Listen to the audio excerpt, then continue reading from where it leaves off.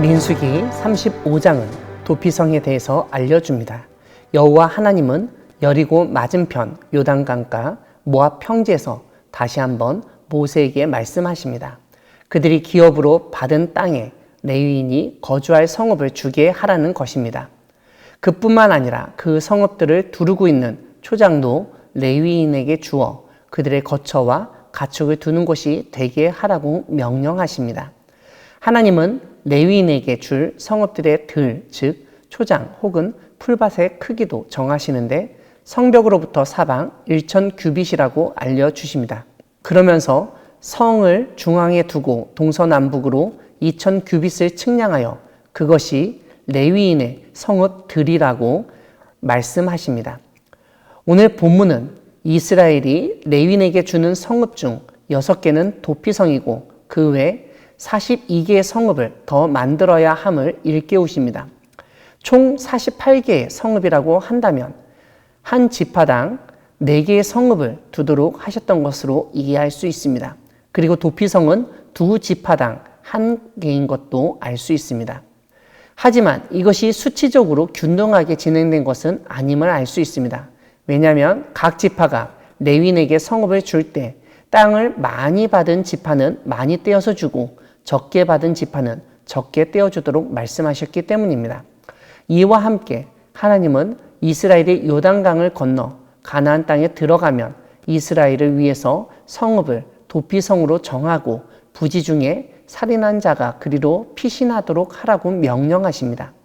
하나님이 도피성을 만드신 이유는 부지 중에 살인한 자가 복수할 자에게서 도피할 수 있게 하시고 살인자가 회중 앞에서 판결을 받기까지 죽지 않게 하기 위함이었습니다.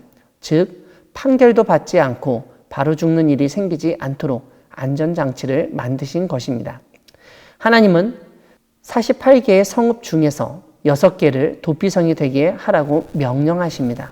6개 중 3개는 요단 이쪽 즉 동편에 두고 나머지 3개는 가나안 땅에 두라고 하십니다. 6개의 도피성은 단순히 이스라엘 사람만이 아니라 타국인과 이스라엘에 거류하는 모든 사람이 부지 중에 살인했을 때 도피할 수 있는 성읍이라고 설명하십니다. 다만 반드시 죽여야 할 살인 사건들도 언급하시는데 철 연장으로 사람을 쳐 죽인 경우, 죽일 만한 돌을 손에 들고 사람을 쳐 죽인 경우, 죽일 만한 나무 연장을 손에 들고 사람을 쳐 죽인 경우, 미워하는 까닭에 밀쳐 죽이거나 기회를 엿보아 무엇을 던져 죽인 경우, 아기를 가지고 손으로 쳐 죽인 경우입니다. 이와 달리 아기도 없고 해하려 한 것도 아니라면 규례대로 판결하여 피를 보복하는 자의 손에서 그 살인자를 건져내어 도피성으로 돌려보내어 대제사장이 죽기까지 거기 거주하게 하라고 말씀하십니다. 하지만 살인자가 도피성 지경 밖에 나가면 피를 보복하는 자가 죽일 수 있다고 알려주십니다. 왜냐하면 그는 도피성에서 죽을 때까지 머물러야 하는 규정을 어겼기 때문입니다. 대제사장이 죽은 후에는 그 살인자가 자기 소유의 땅으로 돌아갈 수 있다고도 알려주십니다. 이것이 이스라엘에서 대대로 판결하는 규례라고 말씀하십니다. 이와 함께 살인한 자를 판결할 때 한 사람의 증언만 듣고 죽이지 말라고 경고하십니다. 그리고 고의로 살인죄를 범한 살인자는 생명의 속전을 받지 말고 반드시 죽이라고 명령하십니다. 이와 함께 하나님은 하나님의 백성이 거주하는 땅을 더럽히지 말라고 말씀하시는데 피가 땅을 더럽힌다는 점과 피 흘림을 받은 땅은 그 피를 흘리게 한 자의 피가 아니면 속함을 받을 수 없다고도 알려주십니다. 사랑하는 광야교회 성도 여러분, 하나님은 땅을 기업으로 얻지 못한 지파에게도 성읍과 땅을 허락하시는 분이십니다. 그뿐만 아니라 억울하게 생명을 잃지 않도록 비록 살인자라도 고의로 살인하지 않았다면 도피할 수 있는 도피성을 만들어주신 분이십니다. 하나님은 이스라엘에게 요단강 동편과 서편 땅을 주시겠다고 약속하시면서 그 땅을 지파별로 분배하도록 미리 지휘관도 세우셨습니다. 그리고 오늘 본문에서는 그 땅 안에 요단강 양쪽 땅을 기업으로 얻은 지파들이 기업으로 땅을 얻지 못한 레위인을 위해서 48개의 성읍과 주변 땅을 주도록 명령하십니다.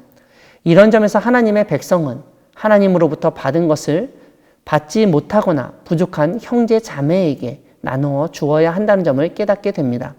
그런데 레위인이 이렇게 이스라엘 12지파로부터 받은 성읍 48개 중에서 하나님은 특별히 6개 성읍을 도피성으로 지정하시고 특별한 역할을 수행하도록 명령하십니다. 이 6개의 도피성에 대해서는 여호수아 20장에서 자세하게 다룹니다. 도피성은 사람이 악이나 고의가 아니었으나 실수로 사람을 죽이게 됐을 경우 그 사람에 대한 공정한 판결이 이루어지도록 하고 그 사람의 생명을 보호하기 위한 사회적 안전망이었습니다. 오늘날에도 중동 지역에서는 명예를 더럽혔다고 여겨지면 사람을 죽이는 경우가 발생하곤 합니다. 고대 사회에서는 자기 가족을 죽인 사람에 대해서 복수하는 것이 당연했습니다. 오늘 본문은 그런 사람을 복수할 자, 피를 보복하는 자라고 부릅니다. 여호수아에서는 피의 보복자라고 줄여 번역하기도 했습니다.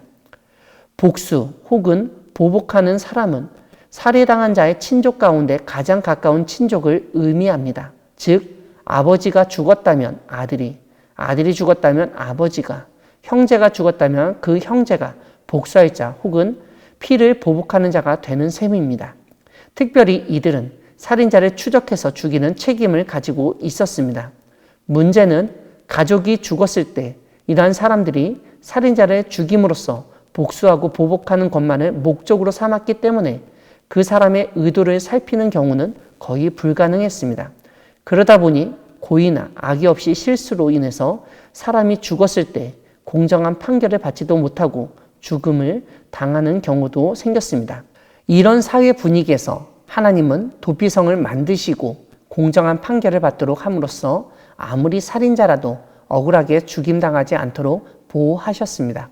이와 함께 하나님은 사람이 죽은 현상만을 두고 보복하려는 세상 가운데서 그 살인이 고의나 악에 의한 것인지 아니면 부주의하고 알지 못하는 가운데 벌어진 사고인지를 살피도록 하셨습니다. 여기서 우리는 사람을 죽인 모든 사람을 동일한 살인자로 규정하고 복수할 자, 피를 보복하는 자에게 죽도록 내버려 두지 않으시는 하나님을 알게 됩니다. 이러한 하나님의 뜻을 받들어 억울한 일이 생기지 않도록 진실을 규명하며 약자를 보호하는 도피성과 같은 역할을 하는 광야교회가 되기를 소망합니다. 아멘.